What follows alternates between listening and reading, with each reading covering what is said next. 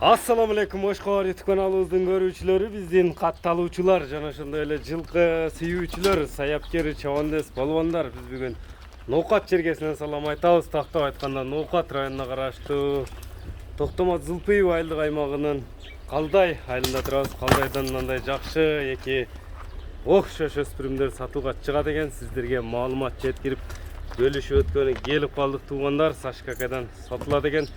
Birinci nomerdeki öspürüm uşul bolmakçı, biz менен birge болуңуздар. Сашка, assalamu alaikum. Алейкум ассалам. Саламат, денсаулыктарыңыз жакшы, иштериңиз жакшыбы? Жакшы өзү.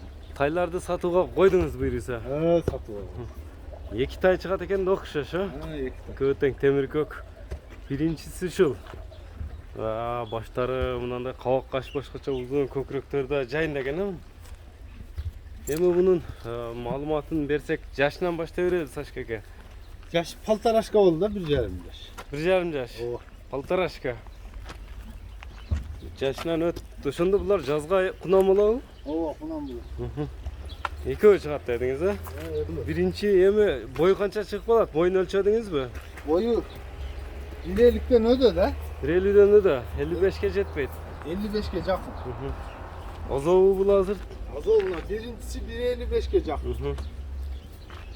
Мына атканды. Пародасы кандай мунун? Aradası Arlovski. Орловский. Рыса экен да? Rısa. Азабы азыр. Азабы. Ден соолугуна, жебичине жооп бересиз. Жооп берем. Казыктарын, сыяктарын да көрүңүздөр.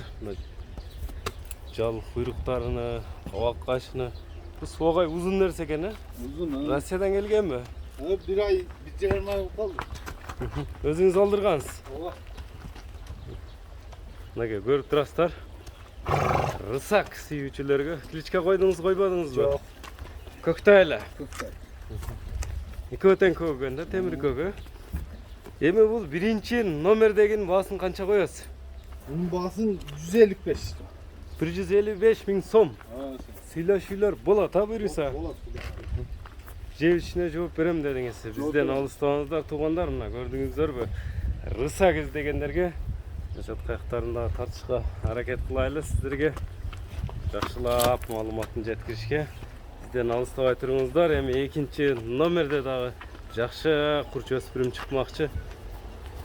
Бизден алыстабаңыздар. Мына экинчи номерде дагы мындай темир көк өспүрүм экен бул дагы. Мынакей көрүп турасыздар. Баш кабак, кашкалары. Булар турат окшойт чөн эле. Turat ha. Bunun boyu kança çıkıp болот? 1,50'den plus da. 1,50'den жогору. 1,50 çıksa. Казыктар таза, тияктары. Taza bazı. Экөө тең эле окшош түстөгөн жанар, кичине кашкалар. Жаш кичинерээк бул мунун. Тияктарындай тегереп тартып койсок, бул аз эмеде эле бош жүрөт окшойт, а? 1 yaşga toldu. Bunun parodасы кандай болду эми? Biriler Arlovski. Экөө тең Орлов. Экөө бир келгенби? Ha bir gün. Булга жобуш эле. Бул да азабы? Azol. Нилелек, турат азыр. Былтыркы кулундар экен да, ошондо. Мынакей көрүңүздөр. Кичине бастыра беринчи, мында алдаркасын көрөлү. Мына жакшы курч өспүрүм издегендер байланышасыздар Сашка менен. Биринен бири өтүп окшош тайлар чыгып атат. Көңүлүңүздөргө туура келгенин жакканын алып каласыздар туугандар. Эми буга бааны канча коесуз эми экинчи номердегиге? O 150 lira.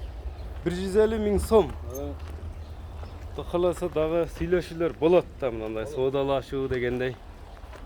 Бирка буруп коесуз, мындай көкүрөктөрүн да тартып коелу, аркаларыны, арка алдыны көрүңүздөр.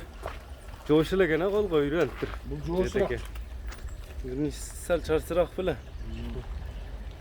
Баасы айтылды. Эми номерлериңизди айтып өтсөңүз Сашка. 76 menen. Плюс 996 776 менен 76 81 81. 76 81 81 номери менен байлан. 502 502 76 81 81. окшош эле экен, 76 81 81 номери менен байланышасыздар. Эми кайсынысында WhatsApp бар? Beeline usul. 76. 76'da WhatsApp бар, а? Анда содага береке берсин. Сашка, биз шуну менен чыгарылышыбызды жыйынтыктайбыз туугандар. Salamatта kalыңızlar, mына тайларды колдон чыгарбаңыздар.